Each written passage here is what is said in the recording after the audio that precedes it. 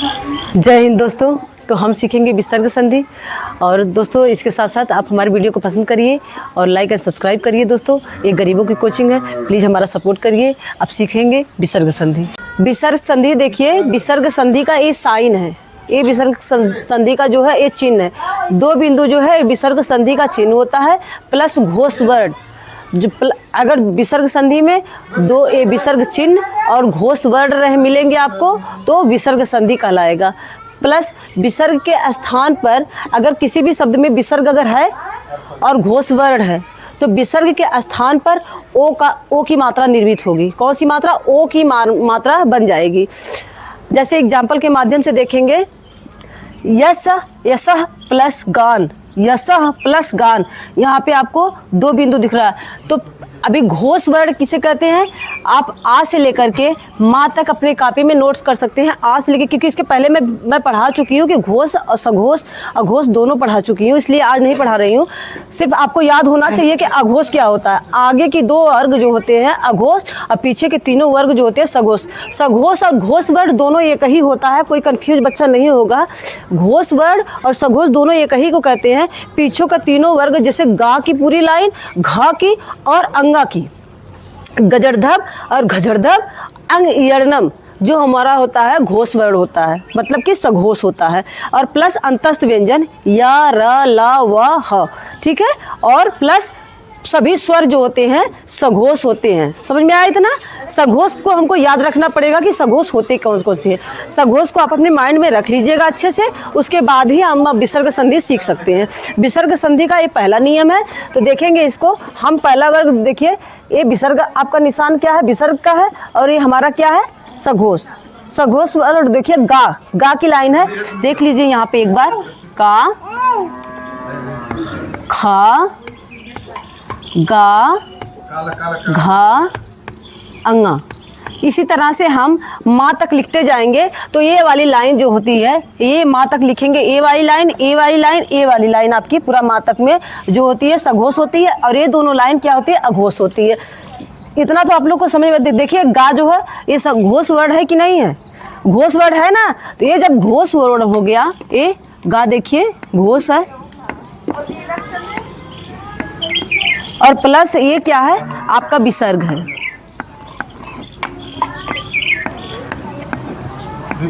विसर्ग प्लस घोष, यहाँ पे करा विसर्ग प्लस घोष वर्ण। तो किसका निर्माण? ओ की मात्रा का निर्माण हो गया। कौन सी मात्रा? ओ की मात्रा का निर्माण हुआ। ठीक, इस तरह से आपको समझ में आ गया होगा। तो अब इसको हम करते हैं। यशः प्लस गान, क्या लिखा है? यशः प्लस गान।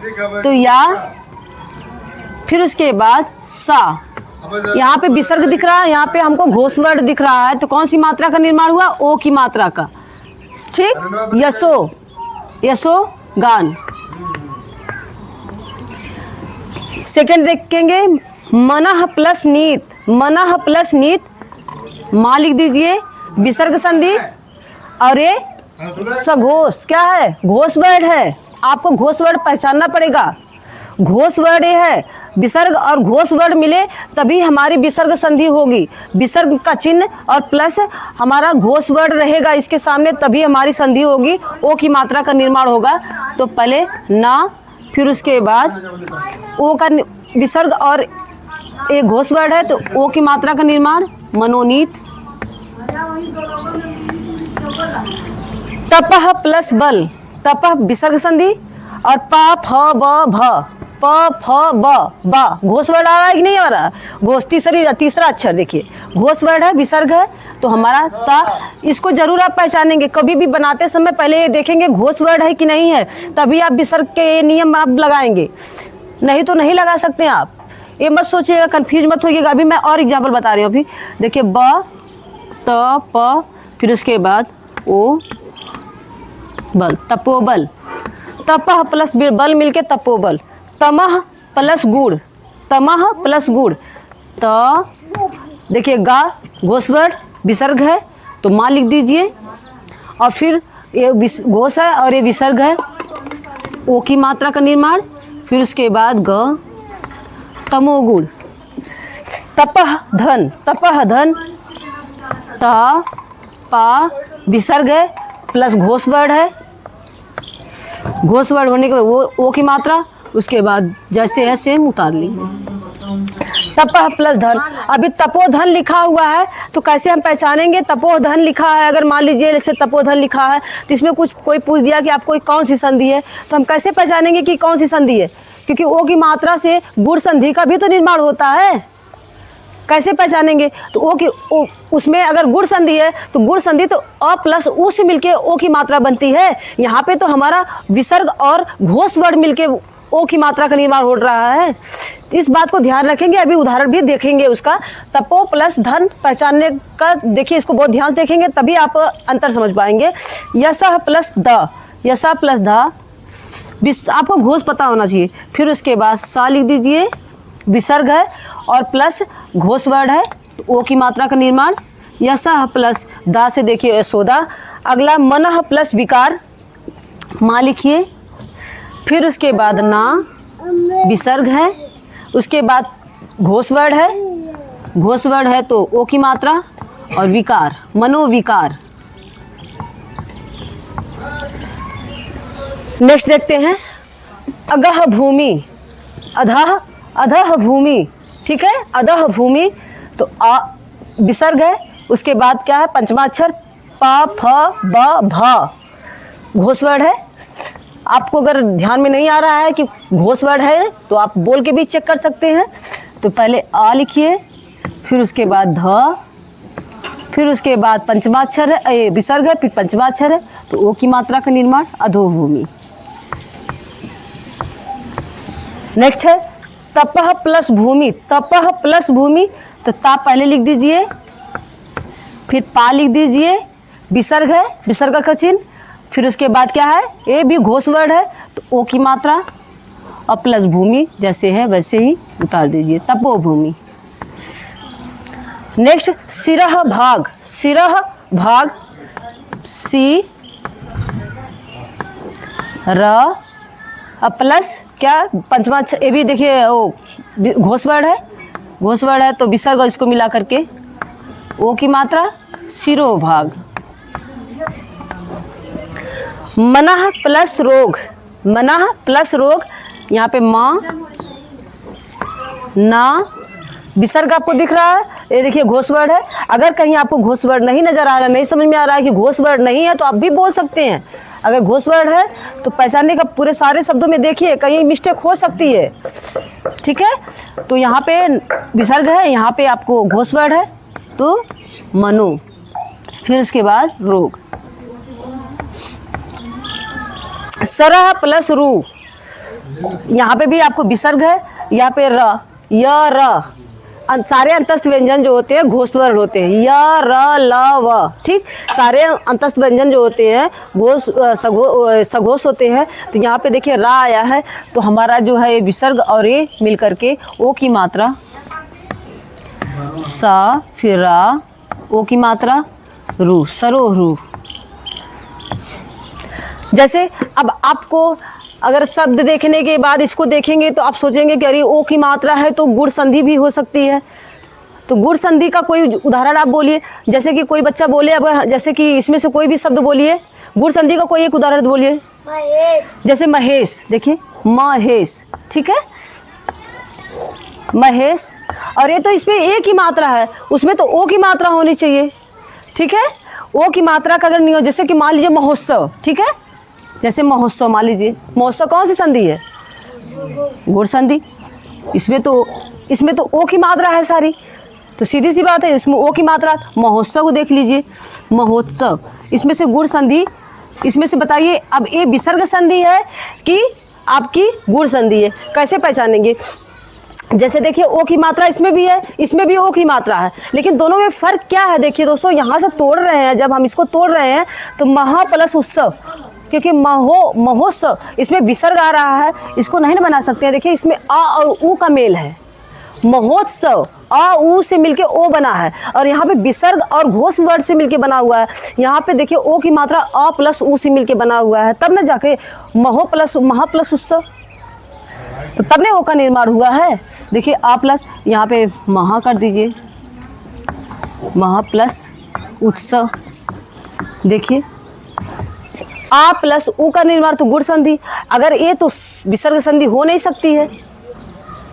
तो यहाँ जब भी विसर्ग संधि रहेगी तो आपको यहाँ पे देखिए, यहाँ पे ता शब्द क्या है, घोष तो है नहीं। अगर आप देख रहे हैं ओ की मात्रा से ता तो घोष वर्ण होना चाहिए, ता तो घोष वर्ण नहीं है। घोष वर्ण जो होता है अघोष, अगर आपको अगर यहाँ से भी पहचान सकते हैं शब्द में, यहाँ से कि हमारा घोष, यहाँ से डायरेक्ट पहचान लीजिए ना कि ये विसर्ग संधि है कि गुण संधि है। अगर ये पंचमा अक्षर आपको लग रहा है और ये आपको मतलब कि घोष वर्ड लग रहा है या घोष, अगर अघोष लग रहा है यहाँ से भी पहचान सकते हैं सघोष। यहाँ पे देखिए डायरेक्ट यहाँ से तुरंत कट मार सकते हैं बहुत कम समय में कि ये तो सघोष है, ये तो अघोष है, सघोष है नहीं, तो ये तो आपका विसर्ग संधि हो नहीं सकता। यही तुरंत पहचान के आपका समय बचेगा। समझ में आया कि नहीं आया?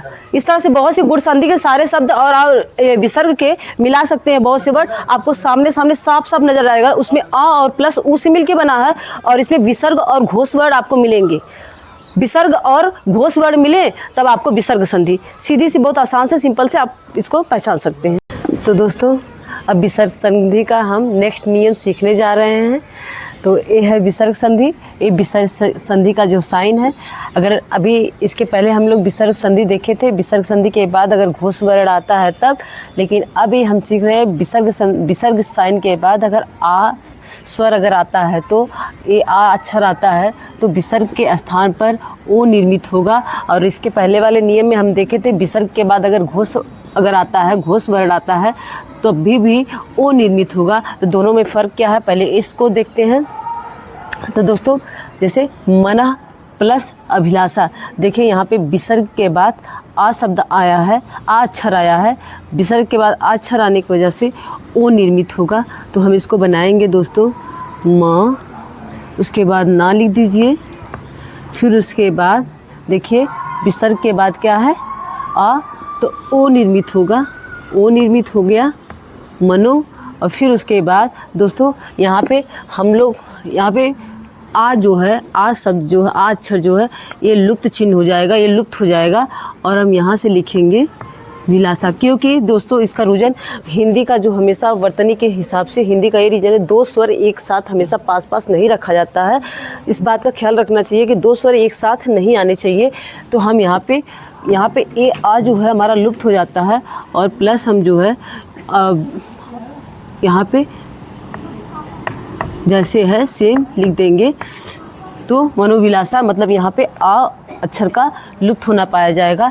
और इसके पहले हमने देखा था ओ, वहाँ पे भी वो निर्मित होगा, लेकिन जैसे एग्जाम्पल देख लीजिए, जैसे एक एग्जाम्पल मनः प्लस नीत, तो यहाँ पे हमने देखा था मनः प्लस नीत, ना जो है घोष वर्ण है और क्या है विसर्ग है, विसर्ग के बाद घोष वर्ण है।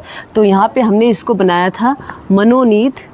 जैसे इसमें देखिए कोई भी अक्षर ना जो है लुप्त नहीं पाया जा रहा है, यहाँ पे कोई भी वर्ड जो है हमारा मतलब कि ख़त्म नहीं हो रहा है, यहाँ पे हम एक वर्ड ख़त्म हो जा रहा है। दोनों में ये फ़र्क बस इतना ही है, दोनों ओ ही निर्मित करता है। बस यहाँ पे जो है आ अक्षर लुप्त हो जाता है और इसमें जो है कोई वर्ड जो है लुप्त नहीं होता है, बल्कि विसर्ग और घोष वर्ड मिलके के ओ की मात्रा और पीछे का भी वर्ड ऐसे ही लिख देते हैं। तो पिछले वाली वीडियो में नेक्स्ट नियम में विसर्ग संधि के फर्स्ट नियम में हम लोग इसको पढ़े थे और सेकंड ये है नियम कि अगर आ आता है तो ये लुप्त होना पाया जाएगा। अब मनः प्लस अनुकूल वाला देखते हैं। मनः प्लस अनुकूल, जैसे यहाँ पे भी मनः और यहाँ पे विसर्ग है, यहाँ पे आ है तो ये ओ की मात्रा, फिर उसके बाद मनोनुकूल। तो दोस्तों विसर्ग संधि के दो नियम। अब हम तीसरा नियम देखते हैं। विसर्ग यहाँ पे साइन दिख रहा है आपको, अगर विसर्ग के बाद च छ सा अगर आए तो आधा सा निर्मित होगा। तो देखते एग्जाम्पल के माध्यम से। दोस्तों एग्जाम्पल में आपको बहुत अच्छे से समझ में आएगा।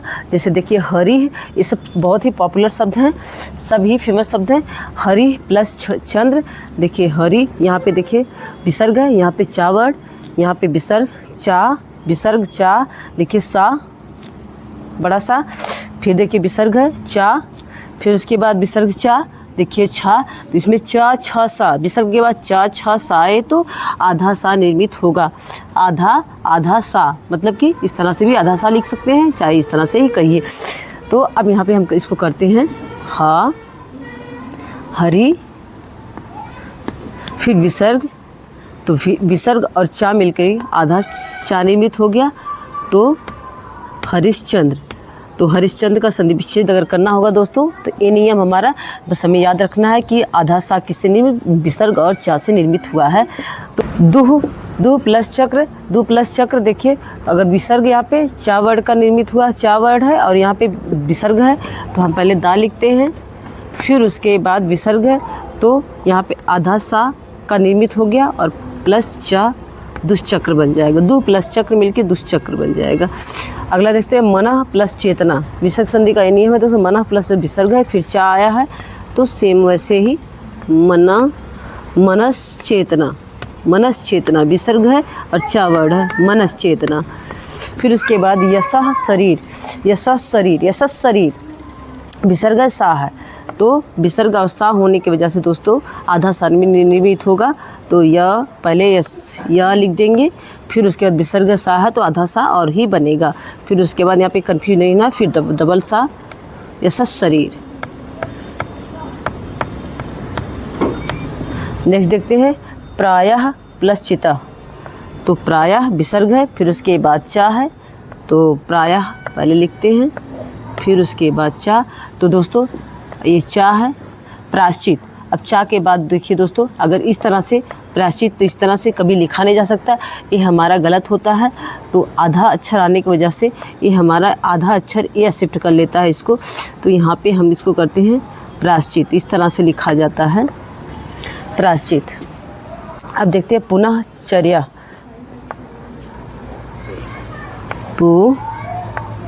ना, फिर उसके बाद हमारा क्या है, विसर्ग है, चा है, तो आधा सा, उसके बाद पुनश्चर्या। और भी उदाहरण देखते हैं, निश्चल का, छा वर्ड का देखते हैं। छा अगर आए तभी भी आधा सा निर्मित होगा, तो जैसे ही नी प्लस छल मिलके निश्चल,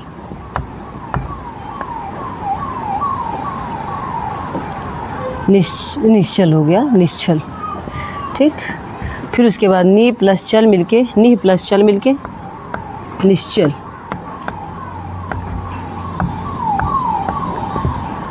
दुश्चरित देखिए दोस्तों, दुश्चरित विसर्ग है, उसके बाद चा वर्ड है, दो पहले लिख दीजिए, फिर उसके बाद चरित, दुश्चरित। मना चेतना, माँ, फिर उसके बाद विसर्ग है, तो आधा सा, उसके बाद विसर्ग के बाद चा है इसलिए आधा सा, फिर उसके बाद चेतना, तो मनस चेतना। तो दोस्तों हमें याद अपने माइंड में इसको फिट करके रखना है कि विसर्ग के बाद च छ सा आए तो आधा सा निर्मित होगा। अगर ये नियम अगर हमको याद रहेगा और एक एग्जाम्पल याद कर लेंगे, तो आई होप आप आसानी से विसर्ग संधि का संधि विच्छेद भी कर सकते हैं और बहुत ही आसानी से पहचान भी सकते हैं।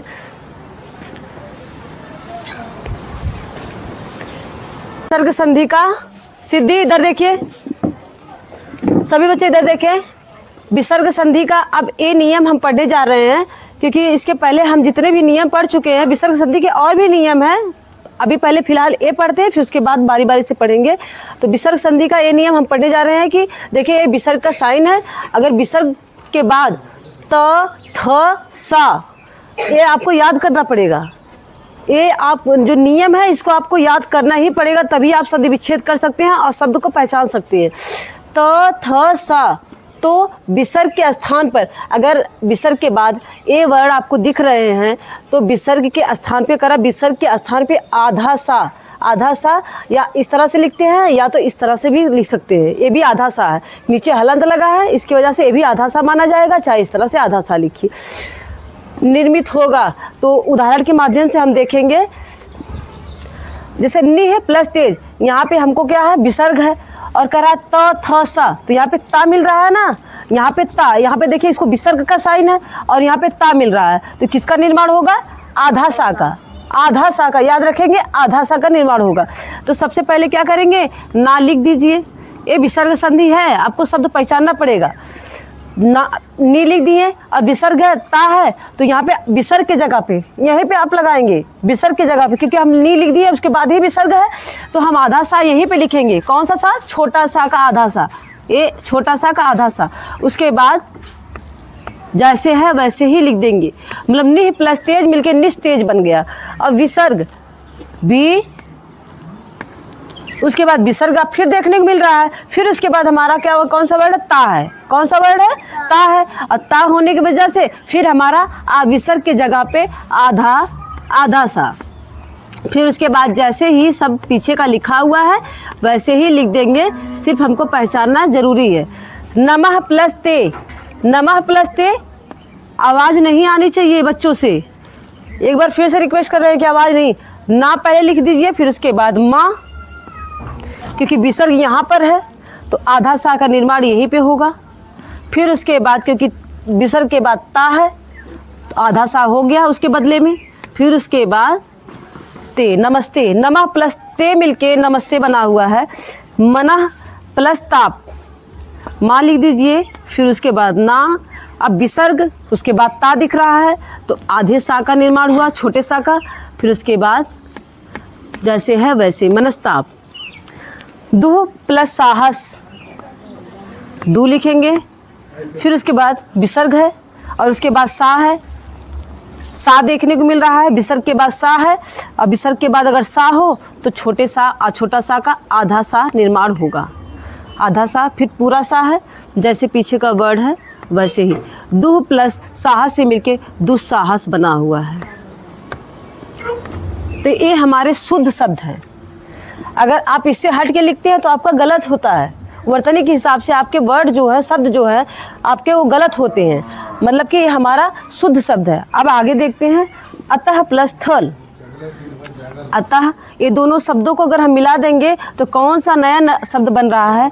अतः पहले लिखिए, फिर उसके बाद विसर्ग है और उसके बाद था मिल रहा है तो आधा सा का निर्माण हो गया। और फिर उसके बाद था अतस्थल, अतस्थल, ठीक है। आधा यहाँ पे विसर्ग है और यहाँ पे था है तो आधा सा का निर्माण हो गया, अतस्थल। नेक्स्ट निह प्लस संतान, निह प्लस संतान, तो ना पहले लिखेंगे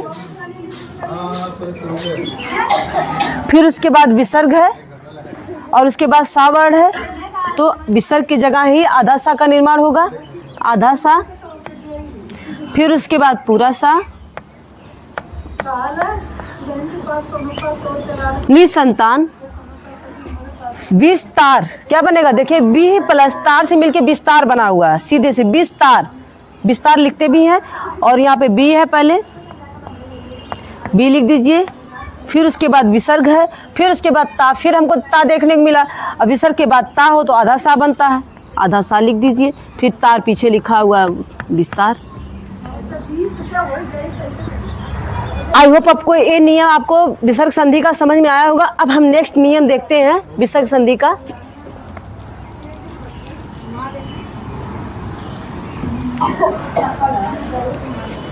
नेक्स्ट नियम में यदि ई ऊ के साथ करा, अगर ई ऊ जो मात्रा होती है, ई छोटी और छोटा ऊ की जो मात्रा होती है उसके साथ अगर विसर्ग का आया हो और उसके बाद प्लस ई ऊ की मात्रा और उसके बाद विसर्ग हो, फिर उसके बाद क ट ठ प फ जो वर्ड लिखे गए हैं, अगर ये वर्ड आपको दिखाई पड़ते हैं तो वो आपका विसर्ग संधि होगा।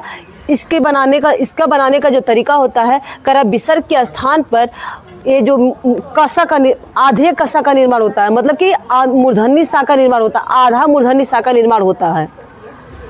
कब? जब अगर ई ऊ के साथ अगर विसर्ग हो और उसके बाद अगर क ट ठ प फ, याद कर लीजिए, क ट ठ प फ अगर हो तो विसर्ग के स्थान पर आधे मूर्धन्य सा का निर्माण होगा, मतलब कि कसा का निर्माण होगा। आधे मतलब क सा से मिलके बना है, का निर्माण होता है।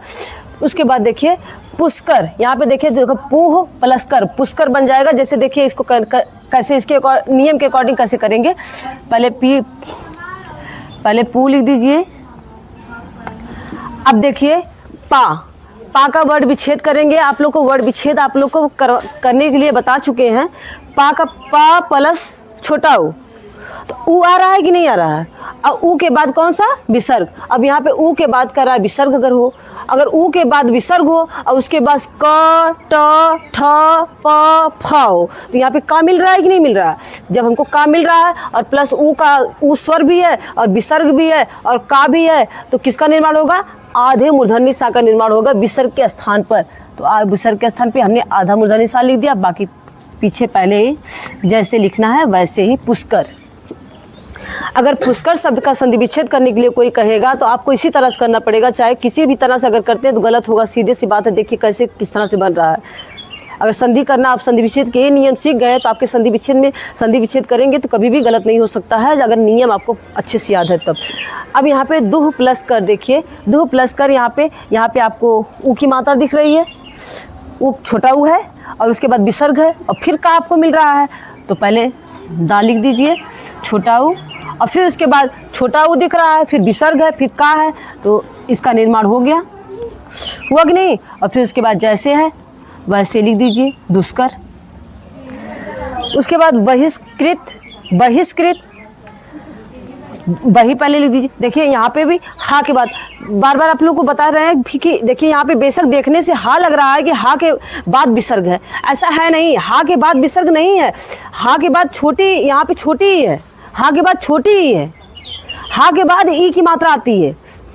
ये पहले ब ह फिर उसके बाद ई की मात्रा लगी हुई है। तो कभी भी वर्ड विच्छेद करेंगे तो वर्ड विच्छेद अगर इसका कर रहे हैं आप तो कैसे करेंगे, बा प्लस आ प्लस हा, उसके बाद ही ई लिखेंगे ना, उसके बाद ही ई लिखते हैं ना। तो बताइए हा के बाद ई आया कि नहीं आया। जब हा के बाद ई आ रहा है तो यहीं पे वही बात कह रहा है कि अगर ई के बाद विसर्ग आए तो जब हा के बाद विसर्ग आ रहा है तो ई, फिर उसके बाद का। अब उसके बाद क्या है का, पहले बही लिख दीजिए, फिर उसके बाद आपका विसर्ग दिख रहा है। अब विसर्ग दिखने की वजह से फिर उसके बाद का भी है और उसके बाद छोटी की मात्रा भी है। अगर छोटी की मात्रा छोटी ई के साथ अगर विसर्ग हो फिर उसके बाद का ए क ट ठ प फ अगर आता है तो मूर्धन्य सा। फिर उसके बाद कृत जैसे लिखा है वैसे ही लिख दीजिए।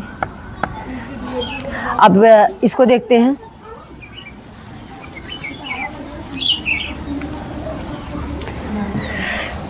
अब चतुह प्लस टीका, चतुह प्लस टीका का देखेंगे। च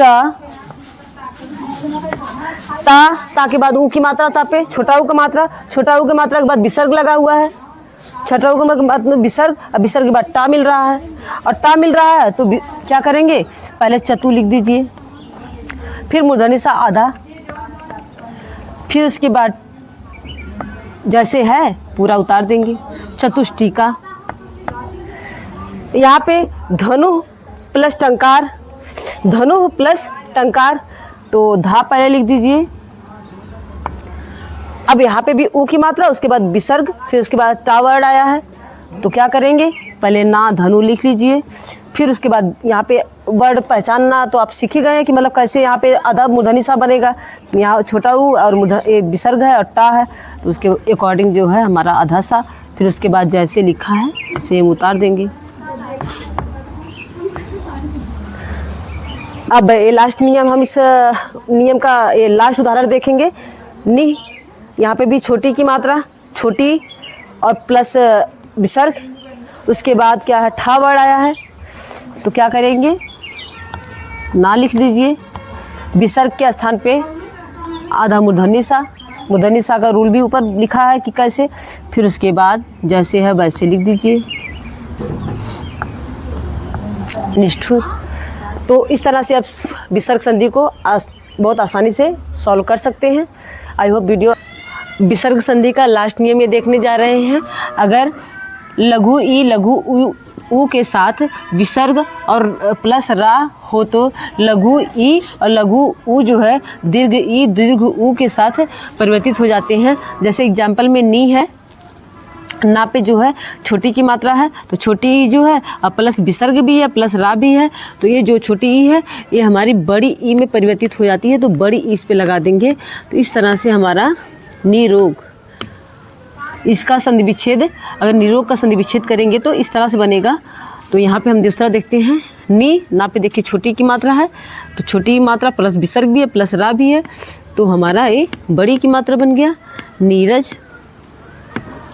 यहाँ पे ना पे छोटी की मात्रा और प्लस विसर्ग भी है प्लस रा भी है, तो ना, फिर उसके बाद र नीरव, फिर उसके बाद दा है, दा पे लघु उ, तो लघु है, फिर प्लस विसर्ग भी है फिर रा भी है, तो ये हमारा दीर्घ उ बन गया। फिर उसके बाद राज, दुराज। तो दोस्तों इस तरह से लास्ट वाला नियम आपको समझ में आया होगा, और नेक्स्ट वीडियो में हम इसकी एक्सरसाइज देखेंगे सारी संधि का एक साथ, और उसके बाद उसको डिटेल से एक्सप्लेन भी किया जाएगा।